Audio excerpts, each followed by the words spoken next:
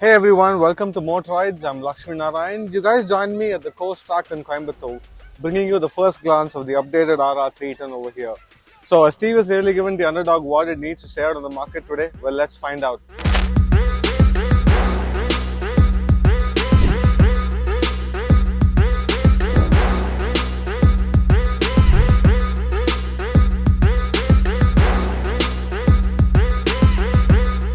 So the Apache has been with us from 2018. So what has TVS really given it? Well, let's find out. I mean, the RR 310 has always been a good motorcycle, but it's always suffered from an identity crisis compared to the RC 390 and the Ninja 300, even though being a homegrown motorcycle. So let's find out what TVS has really done with this to make it, a class apart, being a homegrown motorcycle. Okay, the RR 310 has basically remained unchanged, but that's not stopped TVS from giving it not only visual changes but quite a few intricate changes. So on the front where we see it, even though it remains completely unchanged, so we have these winglets now which TVS says produces 3 kilograms of downforce, which we are used to seeing on the leader class motorcycles, which makes the motorcycle stable when accelerating hard. On moving on to the sides, this is something we've never seen on an Indian motorcycle coming out of the factory, which we're used to seeing on the Italian superbikes, which is a clear-cut case. Not only should I say it goes well with the motorcycle, but TVS has gone up with really good plastics to make sure it doesn't fog up in bad weather. So moving on to the back, we've seen it's got a brass coated chain sprocket now that not only stops it from rusting but increases the chain life too. So the Apache RR 310, what does RR stand for? Race Replica. It's been with us from 2017. But even though being a homegrown motorcycle, it's always suffered from an identity crisis compared to the RC 390 and the Ninja 300. But that's not stopped TVS. Not only have they given it visual changes, but mechanical changes too. So, well, let's find out how these are going to help us out on the track and on the road. The 310 hasn't gone under major engine changes, but that hasn't stopped TVS from trying. So they've given this motorcycle a 13% bigger airbox. So how does it help us? It makes sure the engine doesn't feel starved when really pushed hard. And they've also made the pistons 10% lighter. So it revs harder, smoother and faster on the racetrack. And TVS has finally given this motorcycle a bidirectional quick shifter, which helps you shave off those crucial seconds on the track, eases the ride on the road as well.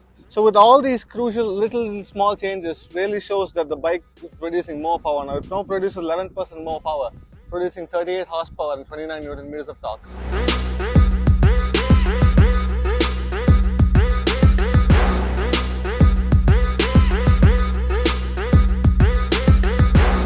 Okay, so we just finished a few laps on the RR 310. Now, how does this handle?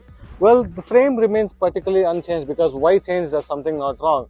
The bike has never been as agile as its Austrian counterpart, but now with the option of the adjustable front and rear dampers, the bike feels a lot more precise on track, and it's very easy to find the sweet spot between ride and handling.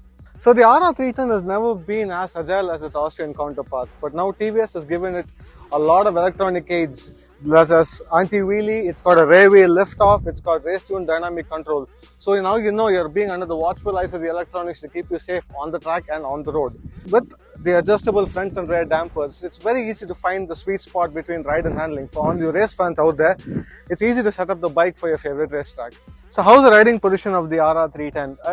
It manages to find the sweet spot between ride and handling. It's neither too committed or neither is it too sharp. And it's easy to cruise on the bike on the roads as well. When coming to the instrument cluster, TVS has given it a race telemetry which shows you your flags. So it's given you a race telemetry and tire pressure monitoring, so you can keep the eyes on your performance as well as the motorcycles. You can now feel the intricate changes TVS has done on the engine. The acceleration is now quite linear and you feel the power coming smoother. The throttle response is sharp, and when you're on the gas you can really feel it move. Within the first 5 minutes after you start riding, you can easily see how nimble this motorcycle is. It really shows that they've made it even more responsive to the inputs on the track. It really gives you the confidence to place the motorcycle where you want it to go. The brakes have remained unchanged. It's taken care by vibrate 300mm discs at the front and 240mm discs at the back. Have the perfect tires for this motorcycle to go hand in hand with this beautifully tuned chassis and the engine.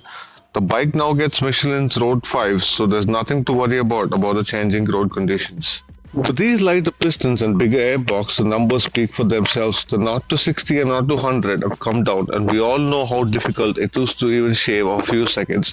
But TVS has done it. It now hits 60 in 2.82 seconds and 100 in less than 7 seconds. This is what we saw after riding it throughout the day.